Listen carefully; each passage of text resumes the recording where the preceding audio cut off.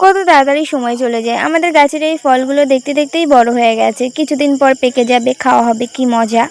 ফলটার test কেমন অবশ্যই কমেন্টে বলে যাবেন। যদিও আমি কালো মানুষ, কোন কালারে বেশি কালো দেখাচ্ছে, কোনটাই ফর্সা সেটাই দেখছিলাম। কি দেখা যাচ্ছে, আমার পায়ে ফোস্কা পড়েছিল, সেই দাগটা এখনো রয়ে গেল।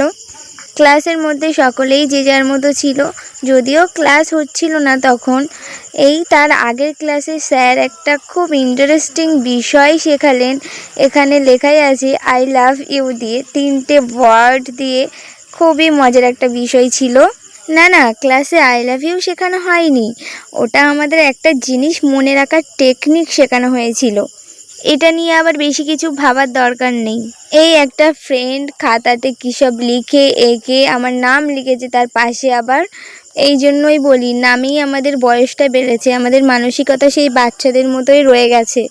এরপর ফেরার পথে কালিকার দোকানে গেছিলাম, চিংড়ি চপ নিয়েছিলাম, এখান থেকে নিয়ে চলে এসেছি। স্টেশনে এসে দেখলাম এখানে দাঁড়ানোর জন্য ছাউনি করা ছিল, সেগুলো সব ওঠানো হয়ে গেছে। এই অসহ্য গরমের মধ্যে দেখলাম ট্রেনে এত ভিড় হলো, তার মধ্যে কী সব একটা আওয়াজ হচ্ছে, আমি জীবনে শুনিনি এই আওয়াজটা।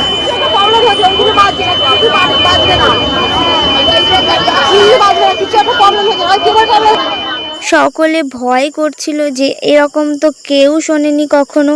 কি জানি বাবা, জানি না, কেউ জানলে অবশ্যই কমেন্টে জানাবেন যে কি হচ্ছিল সেদিনকে ট্রেনের মধ্যে। এরপর ভালোই ভালোই বাড়িতে চলে এসেছি, এসেই সেই চপটা খেয়ে নিয়েছি, তারপর খেয়েছিলাম একটু জিরা।